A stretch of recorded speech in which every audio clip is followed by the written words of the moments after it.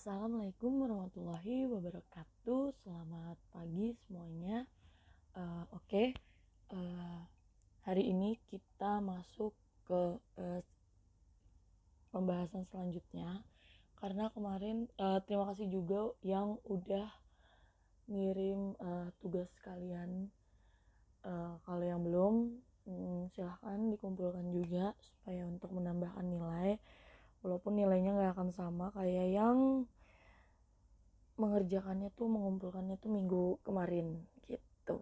Untuk tugas-tugas kalian, mohon maaf ibu nggak bisa balas satu-satu karena banyak banget, tapi tugas kalian udah ibu catat semua di nilai gitu. Oke. Baru ada pengumuman juga nih, kalau misalnya ulangan itu uh, akan diadakan pada tanggal 26 November ya kalau nggak salah, sampai awal Desember. Jadi kita hitungannya masih ada 4 kali lagi ketemu. Tapi kayaknya kalau IPA 3 enggak ya, karena dia udah hitungannya udah masuk ulangan tuh di tanggal 26 itu udah Kamis. Jadi nanti kita samain aja sama IPA 3 maksudnya, supaya kalian bisa sama gitu. Jadi karena udah hitungannya berarti udah 3 kali lagi, jadi nanti di minggu terakhir itu akan ibu kasih kisi-kisinya. Sebenarnya bukan kisi-kisi juga sih, karena kalian juga pasti udah pada uh, ngerti juga, dan mungkin kalian udah banyak yang paham, karena nanti mungkin berapa persen ya dari soal yang kemarin itu akan ibu masukin lagi di soal PAS, karena mengingat soalnya itu tuh banyak banget, ada 60 soal. Jadi mungkin kalian gak akan bisa belajarin semuanya, tapi insya Allah ibu akan masukkan agak banyak soal yang kemarin supaya kalian juga gak terlalu pusing, karena 60 soal dalam waktu 120 menit. Jadi ibu usahakan supaya soal yang kemarin itu lebih banyak. Jadi ini tuh nanti cuma ya paling 20-an soal, 20-an lah gitu, supaya kalian juga 20-30 lah gitu, mungkin 25, supaya kalian nggak begitu pusing juga, karena paling juga ibu masukin orde baru ini nggak banyak. Jadi nanti akan ibu jelaskan lagi di akhir nanti. Jadi nanti di di hari Rabu itu untuk kelas 12 IPA 3 nanti akan ibu kirim juga di hari Rabu, supaya kalian untuk di hari Kamisnya nanti kalian udah nggak bingung lagi untuk mata pelajaran sejarah wajib gitu ya. Jadi nanti ini ibu akan ngejelasin sampai sampai orde baru ya, sampai dampak orde baru. Jadi ibu akan bagi ini 2 kali lagi. Jadi materi ibu itu minggu ini sama minggu besok itu materi. Jadi nanti minggu ketiga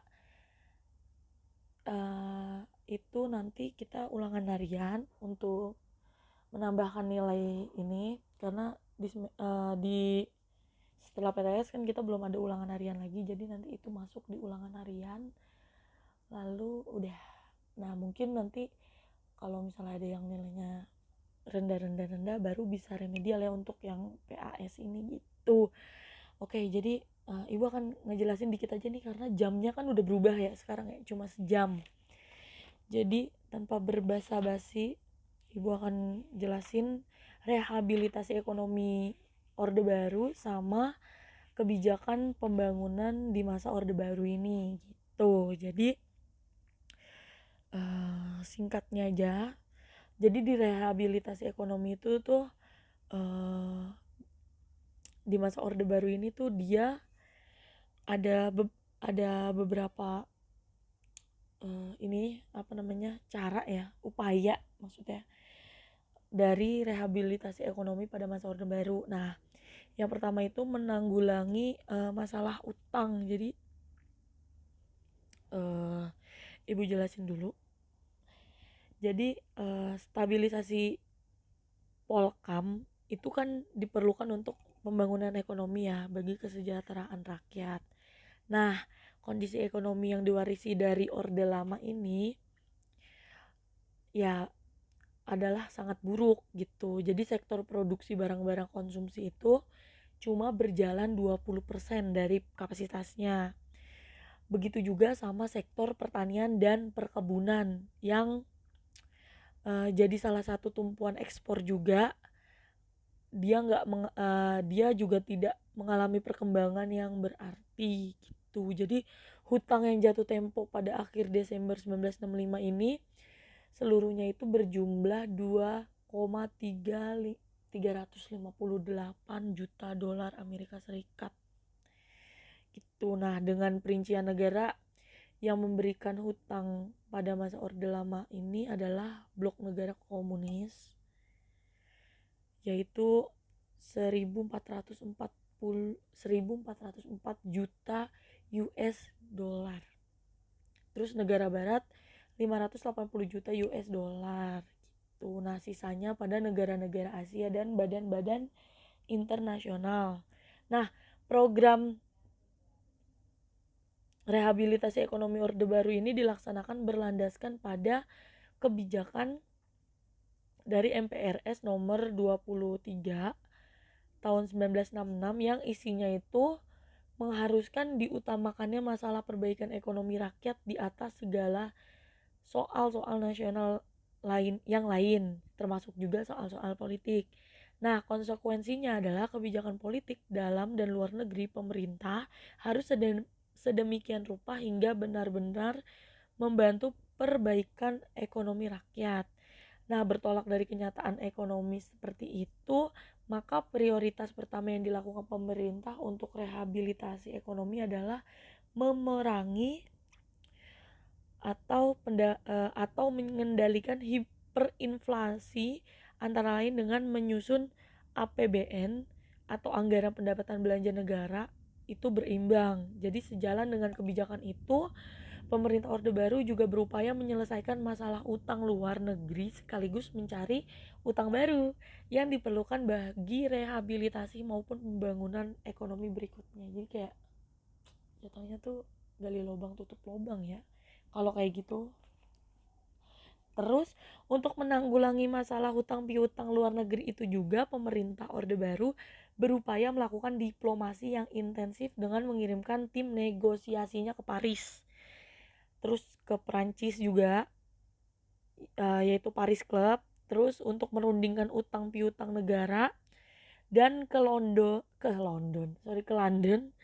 terus ke Inggris juga, London Club, untuk merundingkan hutang piutang swasta. Jadi kalau ke ke Paris, yaitu ke Prancis, Paris Clubnya itu merundingkan utang negara. Sedangkan kalau ke London, ke Inggrisnya, ke London Club itu untuk merundingkan utang piutang swasta gitu. Nah, sebagai bukti keseriusan dan itikat baik ini untuk bersahabat dengan negara para pendonor, pemerintah Orde Baru ini sebelum pertemuan Paris Club telah mencapai kesepakatan terlebih dahulu dengan pemerintah Belanda mengenai pembayaran ganti rugi sebesar 165 juta dolar Amerika Serikat. Nah, terhadap beberapa perusahaan mereka yang dinasionalisasi oleh Orde Lama pada tahun 1958. Begitu juga sama Inggris yang telah dicapai itu suatu kesepakatan untuk membayar ganti rugi kepada perusahaan Inggris yang kekayaannya disita oleh pemerintah Republik Indonesia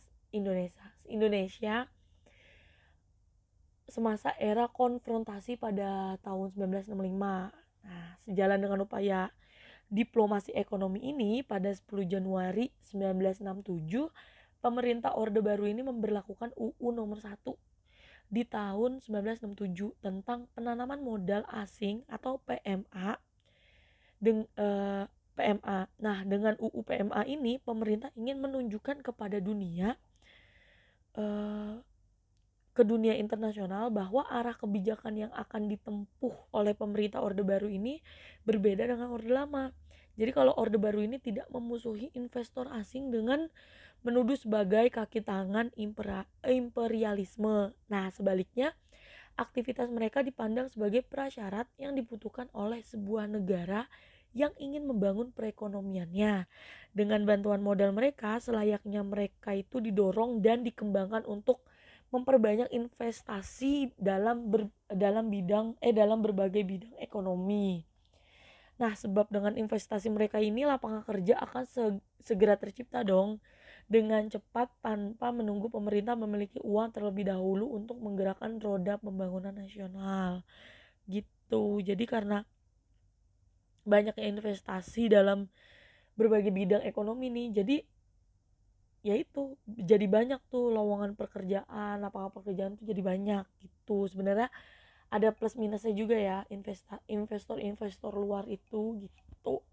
Nah, upaya diplomasi ekonomi ke negara-negara barat dan Jepang itu tidak hanya berhasil mengatur penjadwalan kembali pembayaran utang negara dan swasta yang jatuh tempo, melainkan juga mampu meyakinkan dan menggugah negara-negara tersebut untuk membantu Indonesia yang sedang terpuruk ekonominya. Nah, hal ini terbukti tuh antara lain dengan dibentuknya lembaga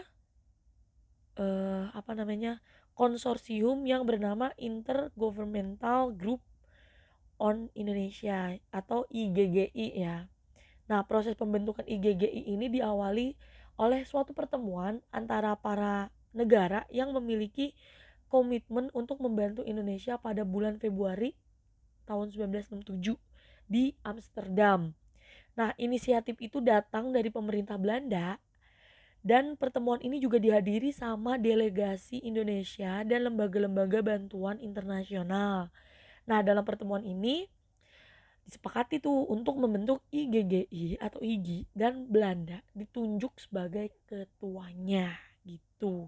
Nah, selain mengupayakan masuknya dana bantuan luar negeri, pemerintah Orde Baru juga berupaya menggalang dana tuh dari dalam negeri, yaitu dana masyarakat. Nah, salah satu strategi yang dilakukan oleh pemerintah bersama-sama Bank Indonesia dan bank-bank milik negara lainnya adalah berupaya agar masyarakat mau menabung. Nah, upaya lain adalah menerbitkan UU Penanaman Modal Dalam Negeri atau UU PMDN nomor 6 tahun 1968. Satu hal dari UU PMDN adalah adanya klausal yang menarik yang menyebutkan bahwa dalam penanaman modal dalam negeri, perusahaan-perusahaan Indonesia harus menguasai 51% sahamnya. Gitu. Jadi itu lumayan bagus ya. Lebih lebih banyak gitu.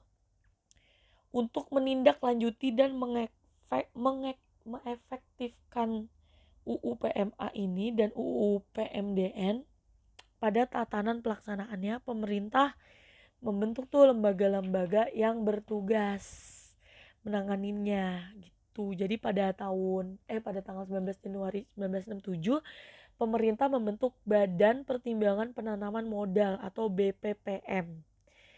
Nah, berdasarkan keputusan presiden Kepres nomor 286 tahun 1968, badan itu berubah tuh menjadi Tim Teknis Penanaman Modal atau TTPM.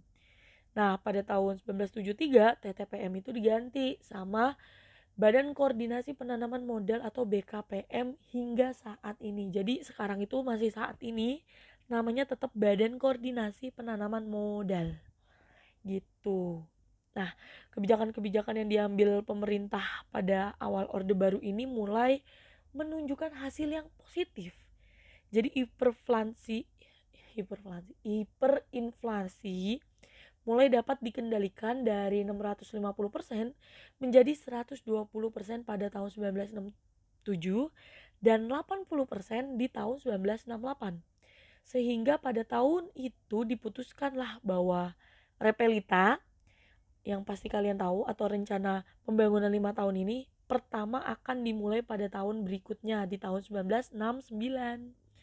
Setelah itu pada tahun-tahun berikutnya inflasi terus menurun menjadi 25% di tahun 1969, terus turun lagi 12% di tahun 1970 dan 10% di bahkan sampai 8,88% pada tahun 1971. Bayangkan kenapa makanya banyak di truk-truk tuh biasanya yang ada gambarnya Soeharto ya, kalau kalian pernah lihat yang biaya zamanku enak toh yang itu, yang ya ternyata memang hiperinflasi itu benar-benar sampai 8,88, benar-benar serendah itu, benar-benar makmur juga rakyat kita. Makanya kalau orang tua kita gitu kan yang pernah merasakan orde baru, makanya mereka mungkin kayak kalau ada yang nyindir tentang Soeharto pasti dia nggak akan terima, karena memang mereka tuh merasakan hal yang positif di tahun orde baru itu, walaupun memang ada juga uh, hal-hal yang nggak positifnya gitu, yang negatif ya, yang kontraknya gitu dalam hal orde baru ya. Tapi ternyata memang positifnya tuh membuat banyak orang tuh jadi seneng gitu sama masalah rehabilitasi ekonomi di orde baru ini gitu. Oke, setelah ke rehabilitasi ekonomi, kita lanjut ke kebijakan pembangunan pemerintah orde baru. Jadi tujuan dari perjuangan orde baru ini adalah menegakkan tata kehidupan bernegara yang didasarkan atas kemurnian pelaksanaan Pancasila dan Undang-Undang Dasar 1945.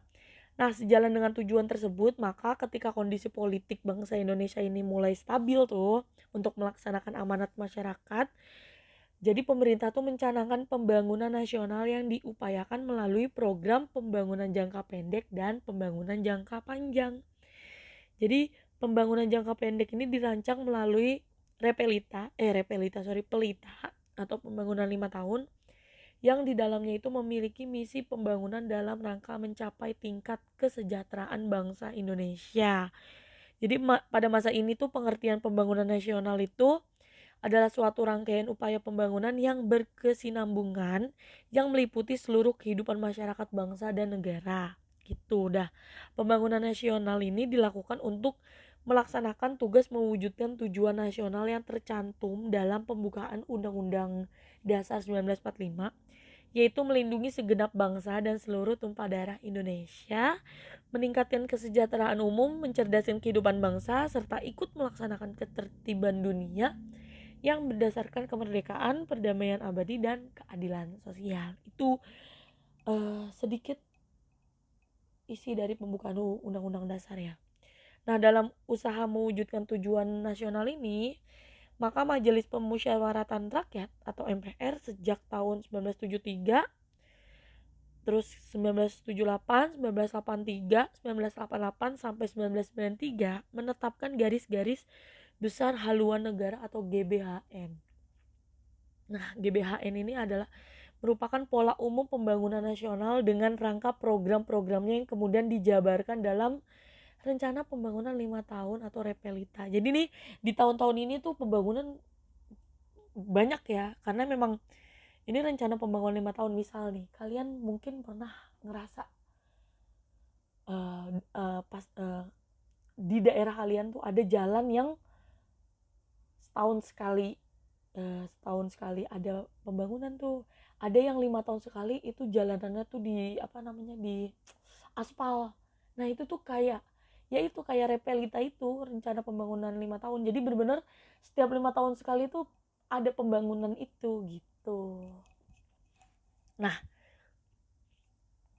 dari adapun repelita yang berisi program-program konkret ini yang akan dilaksanakan dalam kurun waktu 5 tahun, dalam repelita ini dimulai itu tahun 1969 sebagai awal pelaksanaan pembangunan jangka pendek dan jangka panjang. Kemudian terkenal tuh dengan konsep pembangunan jangka panjang tahap 1 di tahun 69 sampai 94.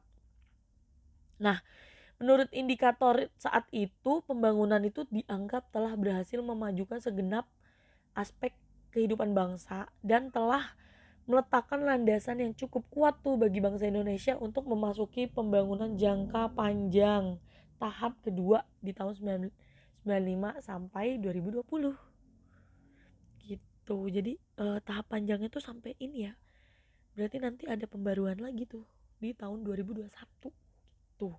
Nah, pemerintah Orde Baru senantiasa berpedoman nih pada 3 konsep pembangunan nasional yang terkenal dengan sebutan trilogi pembangunan. Mungkin kalian udah pernah dengar. Yang pertama itu pemerataan pembangunan dan hasil-hasilnya yang menuju pada terciptanya keadilan sosial bagi seluruh rakyat. Lalu yang kedua itu pertumbuhan ekonomi yang cukup tinggi. Dan yang ketiga itu stabilitas nasional yang sehat dan dinamis tuh. Jangan lupa trilogi pembangunan.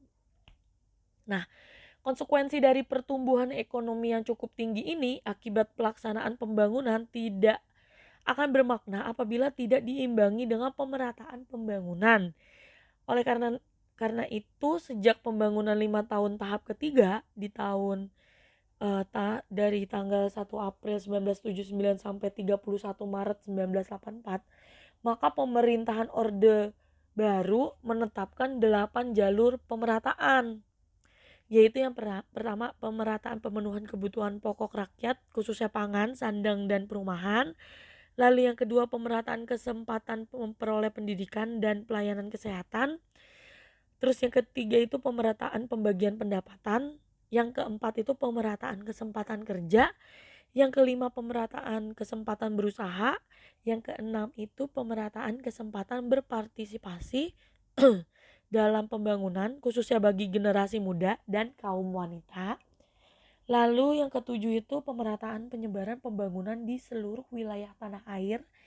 Dan yang kedelapan pemerataan kesempatan memperoleh keadilan. Jadi itu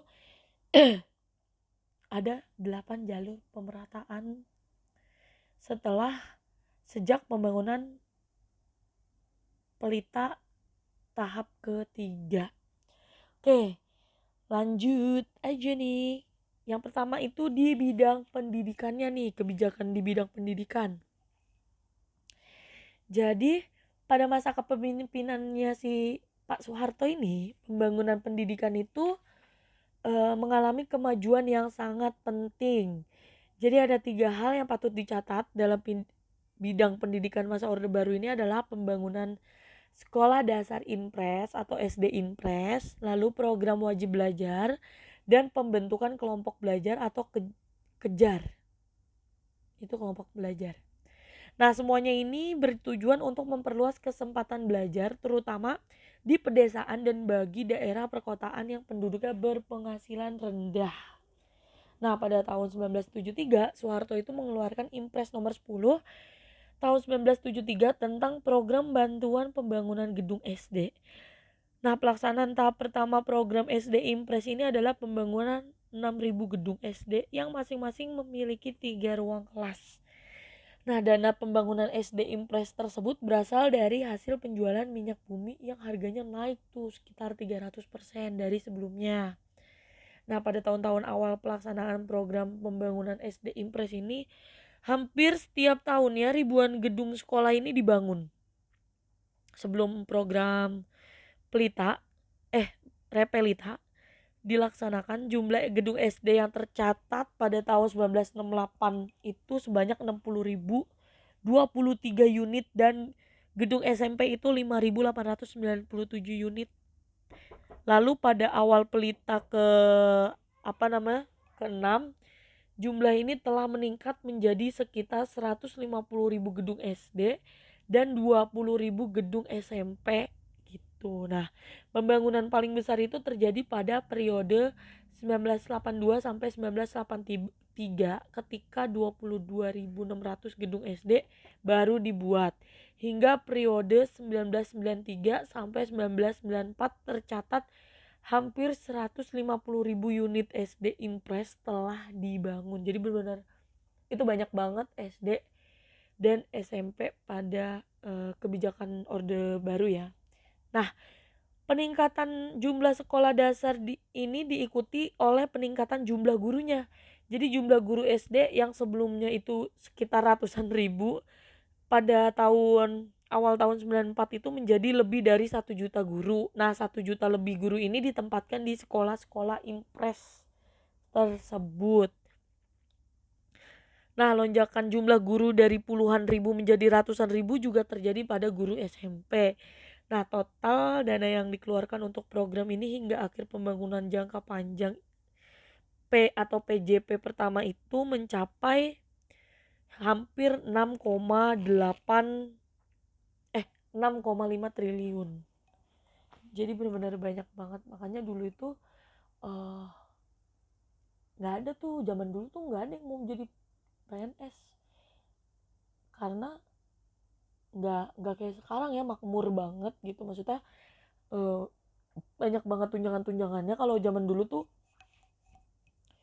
ya gitu, bener-bener yang suka rela aja gitu. Makanya tapi kalau sekarang bener-bener tes CPNS aja tuh susah ya. Nah, lanjut, program wajib belajar pada era Soeharto itu mulai dilaksanakan pada 2 Mei 84 di akhir pelita tahap 3 tuh. Nah, dalam sambutannya itu peresmian wajib belajar saat itu Soeharto menyatakan bahwa kebijakannya ini bertujuan untuk memberikan kesempatan yang sama dan adil kepada seluruh anak Indonesia berusia 7 sampai 12 tahun dalam menikmati pendidikan dasar gitu. Jadi program wajib belajar itu mewajibkan setiap anak usia 7 sampai 12 tahun untuk mendapatkan pendidikan dasar 6 tahun di SD.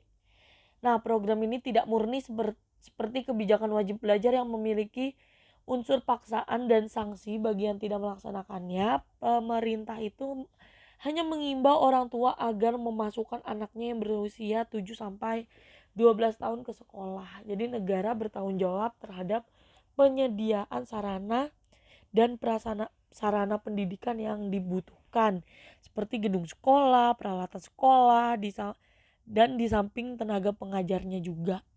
Meski program wajib belajar ini tidak diikuti oleh kebijakan pembebasan biaya pendidikan bagi anak-anak dari keluarga yang kurang mampu, pemerintah waktu itu berupaya mengatasinya itu melalui program beasiswa. Jadi untuk itu kemudian muncul tuh program Gerakan Nasional Orang Tua Asuh, atau zaman dulu tuh ada beasiswa namanya GNOTA, itu Gerakan Nasional Orang Tua Asuh. Nah, dalam upaya memperkuat pelaksanaan GNOTA ini, diterbitkan tuh surat keputusan bersama Menteri Sosial, terus Menteri Dalam Negeri, dan Menteri Pendidikan dan Kebudayaan.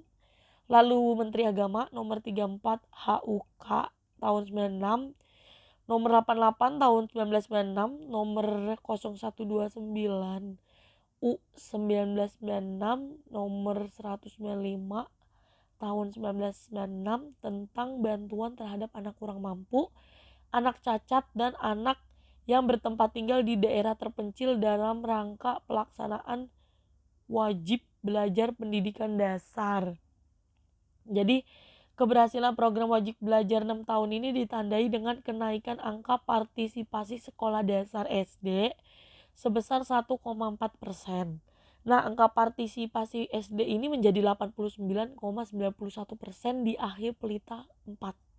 Jadi kenaikan angka partisipasi itu menambah kuat tuh niat pemerintah buat memperluas kelompok usia anak yang ikut program wajib belajar selanjutnya. Jadi menjadi 7 sampai 15 tahun tuh. Atau sampai di tingkat sekolah menengah pertama tuh di SMP. Nah, 10 tahun kemudian baru program wajar atau wajib belajar itu berhasil ditingkatkan menjadi 9 tahun. Yang berarti anak Indonesia itu harus mengenyam pendidikan hingga tingkat SMP gitu. Jadi upaya pelaksanaan wajib belajar 9 tahun pada kelompok usia 7 sampai 15 tahun ini mulai diresmikan pada pencanangan wajib belajar pendidikan dasar 9 tahun pada 2 Mei 1994. Nah, kebijakan ini juga diperkuat dengan dikeluarkannya Impres nomor 1 tahun 1994 gitu. Jadi kalau kalian hidupnya itu di tahun-tahun Orde Baru, mungkin kalian sampai mungkin SMA tuh kayak apa ya, jatuhnya tuh kayak kuliah kali ya, kayak ya nggak wajib gitu. Jadi dulu tuh apa sih namanya tuh SLTP kalau nggak salah, zaman dulu tuh yang baru awal-awal itu, terus MEA ya kalau nggak salah, gitu-gitu. Terus lanjut, jadi program wajib belajar ini sudah meningkatkan taraf pendidikan masyarakat Indonesia pada saat itu. Jadi fokus utama ketika itu adalah peningkatan angka-angka indikator kualitas pendidikan dasar. Jadi fokus pembangunan pendidikan saat itu yaitu peningkatan secara kuantitatif, baru kemudian memperhatikan kualitas atau mutu pendidikannya. Jadi benar-benar dinaikin dulu kan,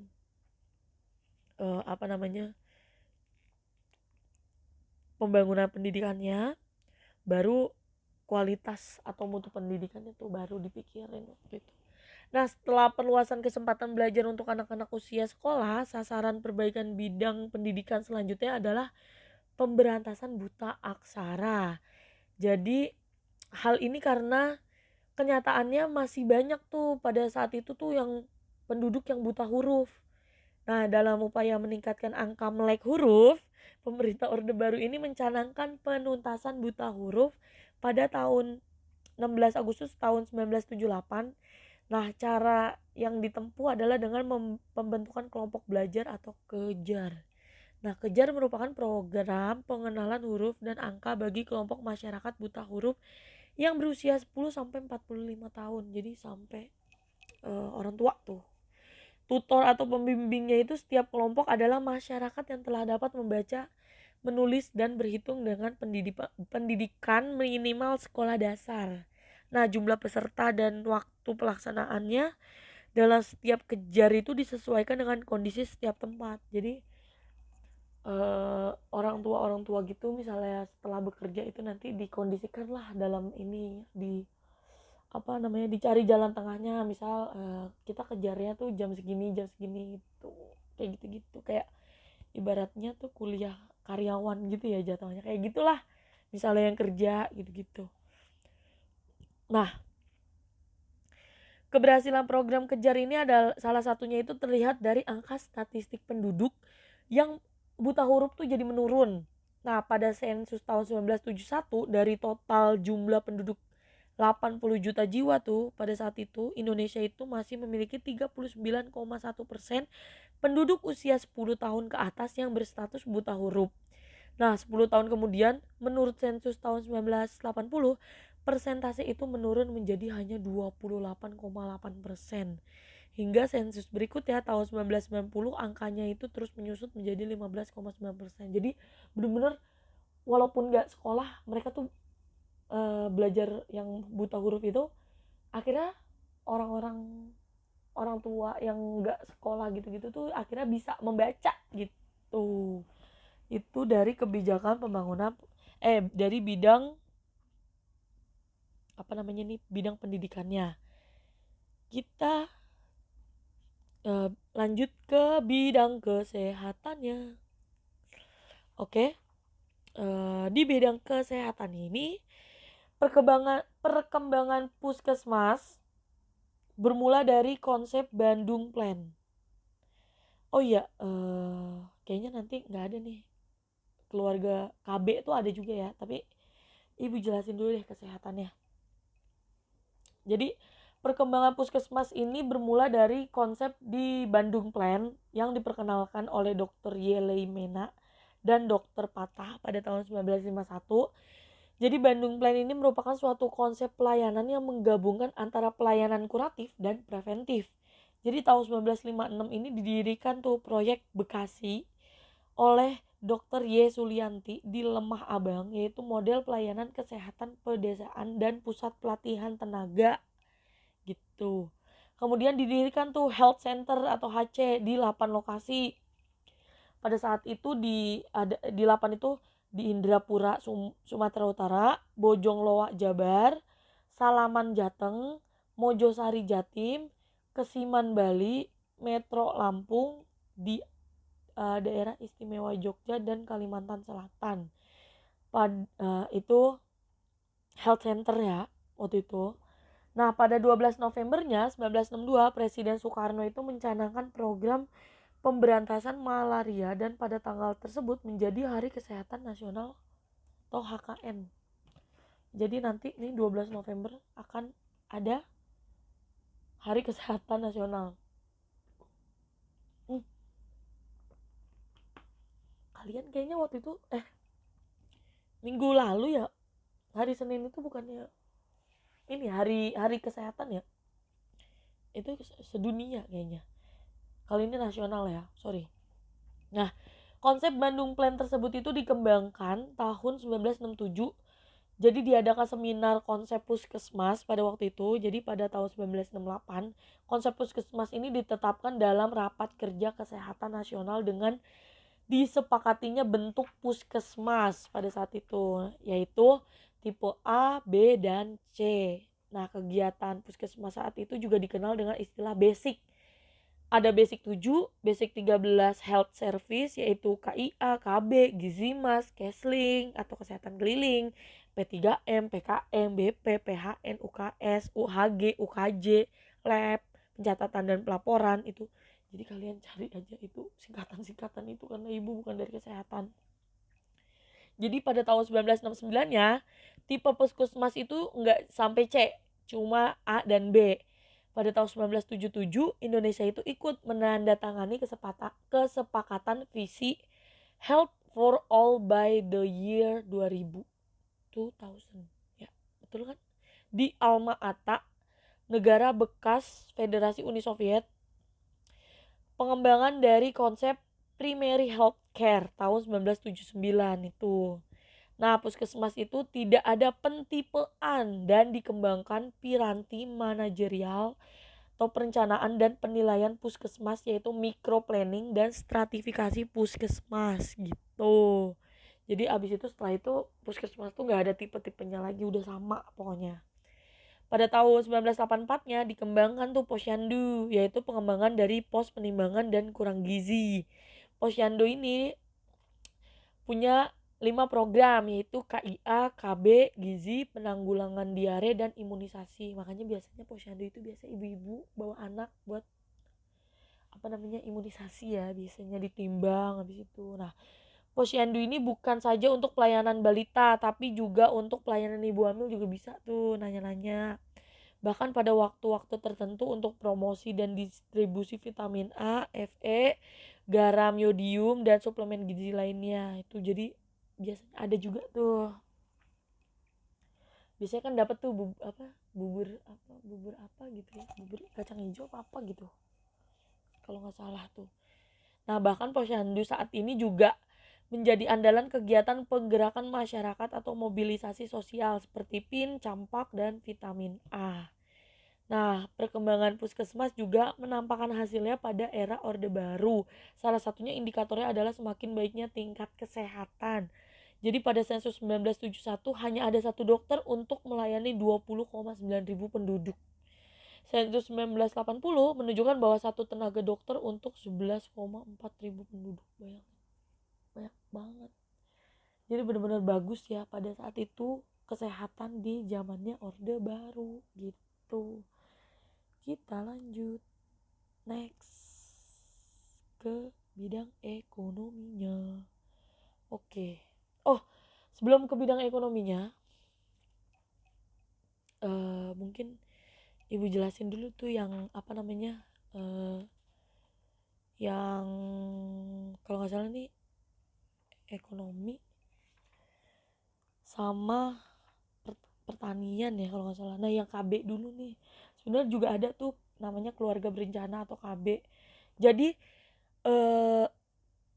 pada masa Orde Baru ini dilaksanakan program untuk mengendalikan pertumbuhan penduduk ya kan, dikenal dengan keluarga berencana. Jadi pada tahun 1967 pertumbuhan penduduk Indonesia itu mencapai 2,6% dan pada tahun 1996 telah menurun drastis tuh menjadi 1,6%. Nah, pengendalian penduduk ini dimaksudkan untuk meningkatkan kualitas rakyat Indonesia dan peningkatan kesejahteraannya. Keberhasilan ini dicapai melalui program KB yang dilaksanakan oleh Badan Koordinasi Keluarga Berencana Nasional atau BKKBN. Nah, berbagai kampanye. Jadi kalau kalian pernah tahu tuh dulu, zaman dulu tuh ada tuh iklan-iklan. Oh, kalian belum ini ya, belum lahir. Jadi berbagai kampanye mengenai perlunya KB itu dilakukan oleh pemerintah, baik melalui media massa cetak maupun elektronik.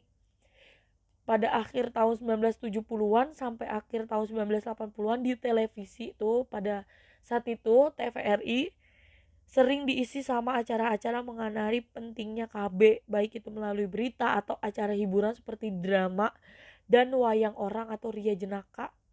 Nah, di samping itu nyanyian Mars Keluarga Berencana juga ditayangkan hampir setiap hari di TVRI.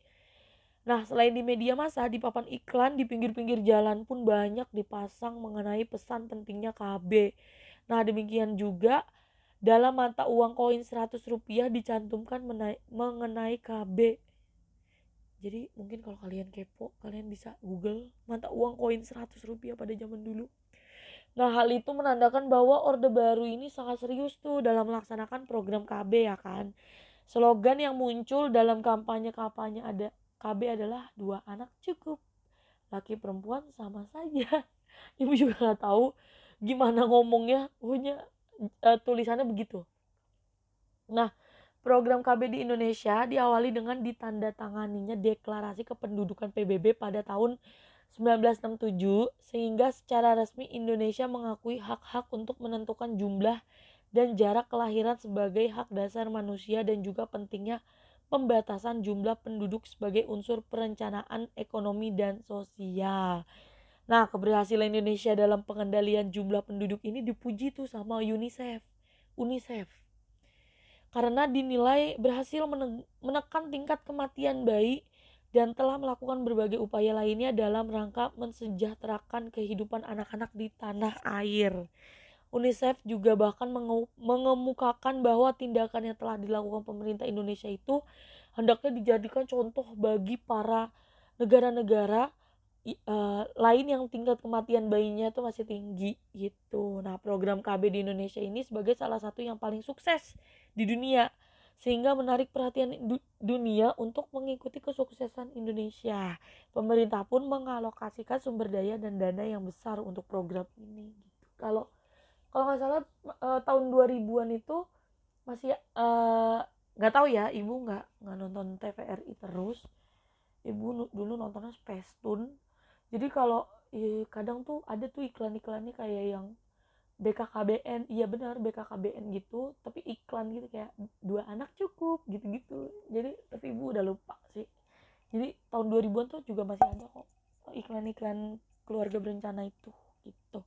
Nah, kita lanjut aja langsung ke bidang ekonominya. Jadi apa ya? Kayaknya tuh bidang ekonominya dikit aja ya. Karena di sini ada peningkatan peran BUMN sama perluasan lapangan kerja. Sebenarnya tadi kayaknya udah ibu jelasin di bagian perluasan lapangan kerja karena adanya investor asing ya kan. Jadi sebentar. Jadi di bidang ekonominya itu ada yang namanya peningkatan peran BUMN. Jadi peningkatan peran BUMN itu apa aja? Nah, yang pertama itu pemerintah mengadakan perubahan mendasar dalam pengelolaan BUMN. Jadi waktu itu eh, BUMN itu pada Orde Baru pengelolaannya itu berubah tuh. Nah, selain itu juga pemerintah juga menghapus kewenangan instansi teknis sebagai pengawas dan memberikan kewenangan kepada Departemen Keuangan sebagai satu-satunya pengawas BUMN. Jadi pada saat itu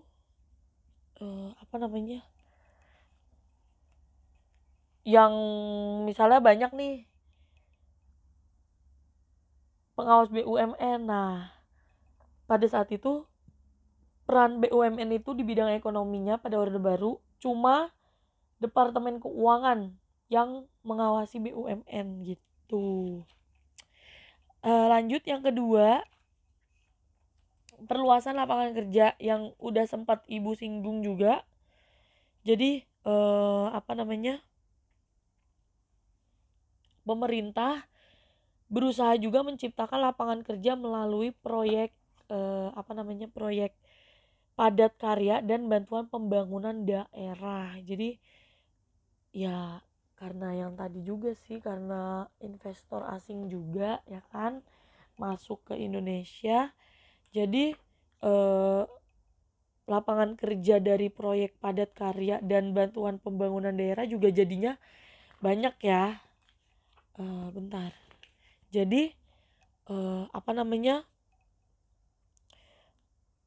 pemerintah juga waktu itu membuka lapangan kerjanya tuh lumayan banyak. Jadi makanya zaman dulu tuh ya semua orang tuh ya banyaknya kerja gitu. Terus ya walaupun kayak gitu juga banyak juga yang KKN pada saat itu.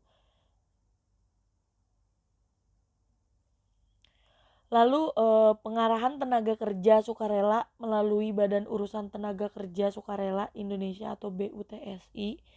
Tenaga kerja sukarela ini bertugas sebagai tenaga pelopor pembangunan dan pembaruan berbagai bidang di desa-desa. Jadi bayangin merata banget tuh di desa-desa tenaga kerja sukarela gitu-gitu untuk pelopor pembangunan dan pembaruan di berbagai bidang kan.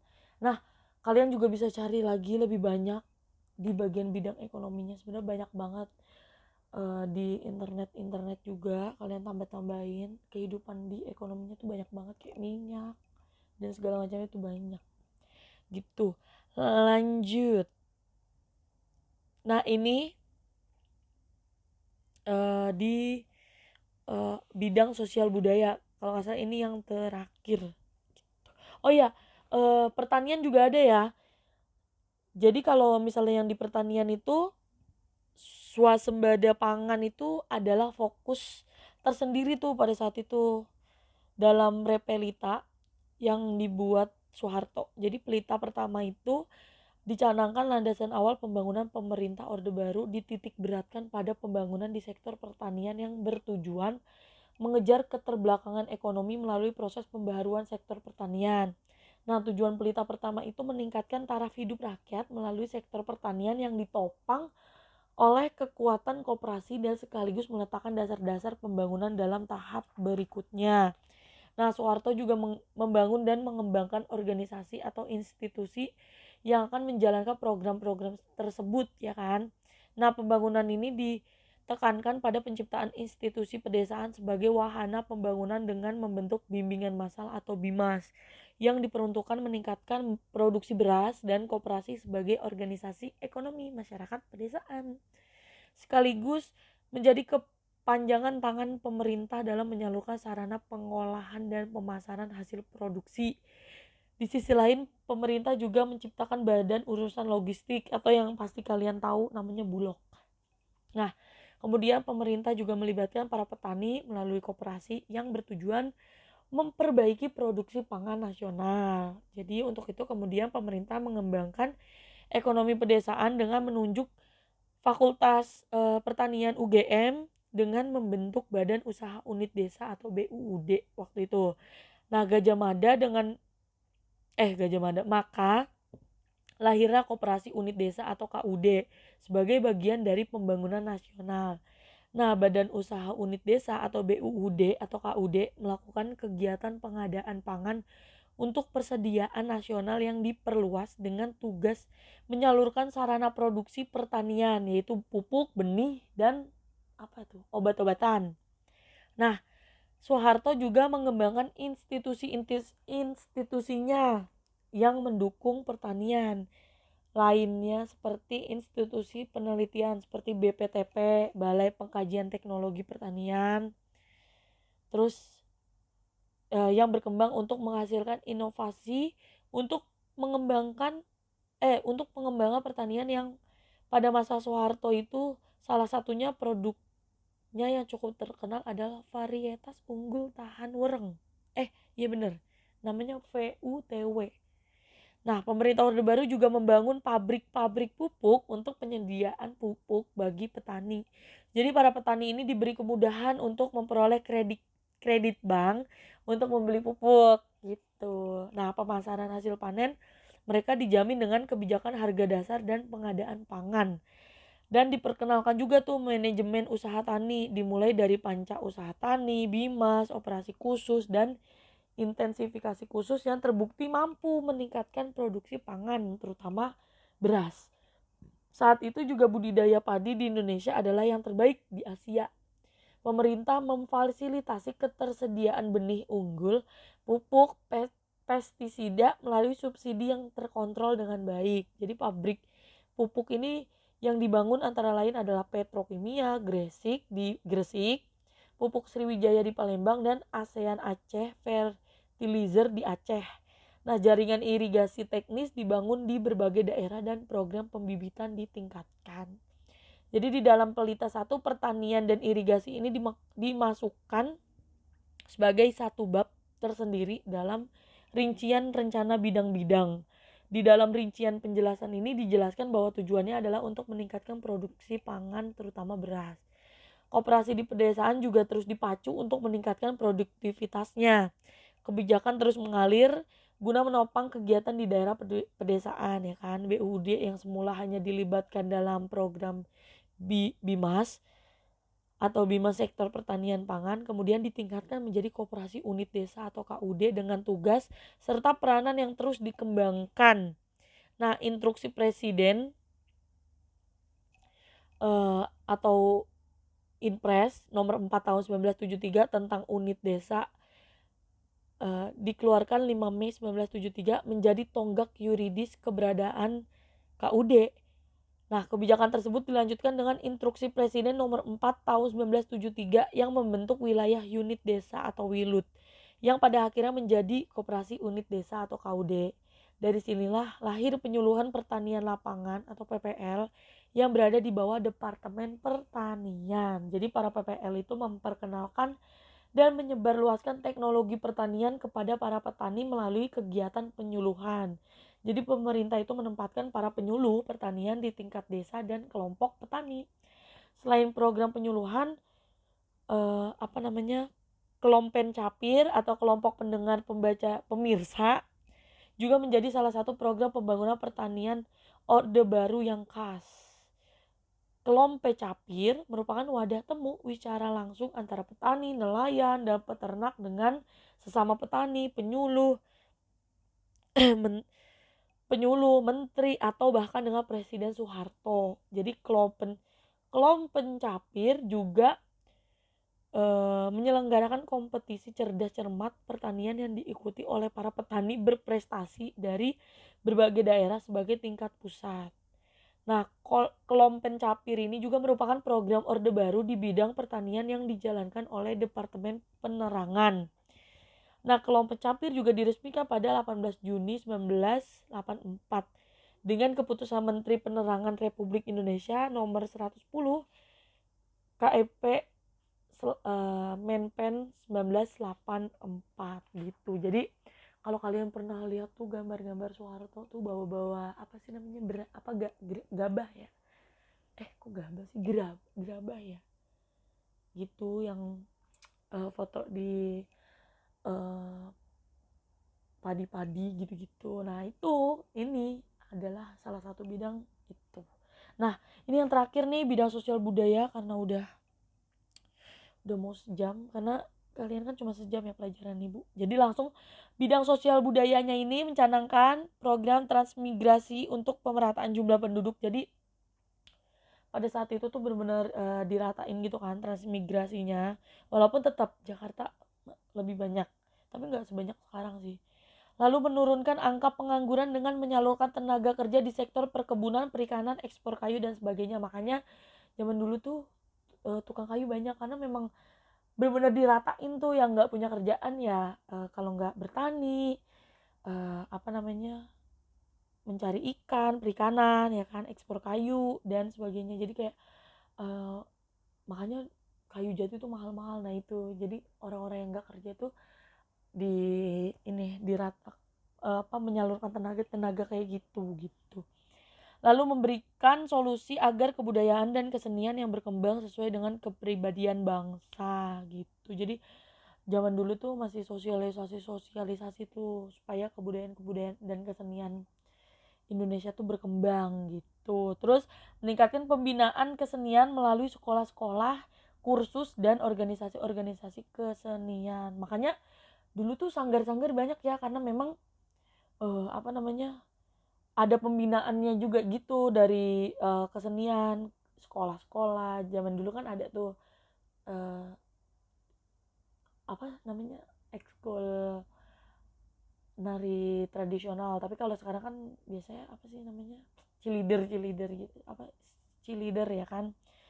Nah gitu. Terus inventarisasi, dokumentasi, penelitian warisan budaya nasional, pembinaan dan pemeliharaan peninggalan-peninggalan purbakala. Jadi terus peninggalan-peninggalan gitu kayak kota tua gitu-gitu tuh mulai di apa namanya, mulai di apa namanya, di pemeliharaan. Jadi mereka itu apa, bangunan-bangunan kayak kota-kota tua gitu-gitu, bener-bener peninggalan purbakala itu tuh akhirnya di ini dikelola gitulah, seperti itu.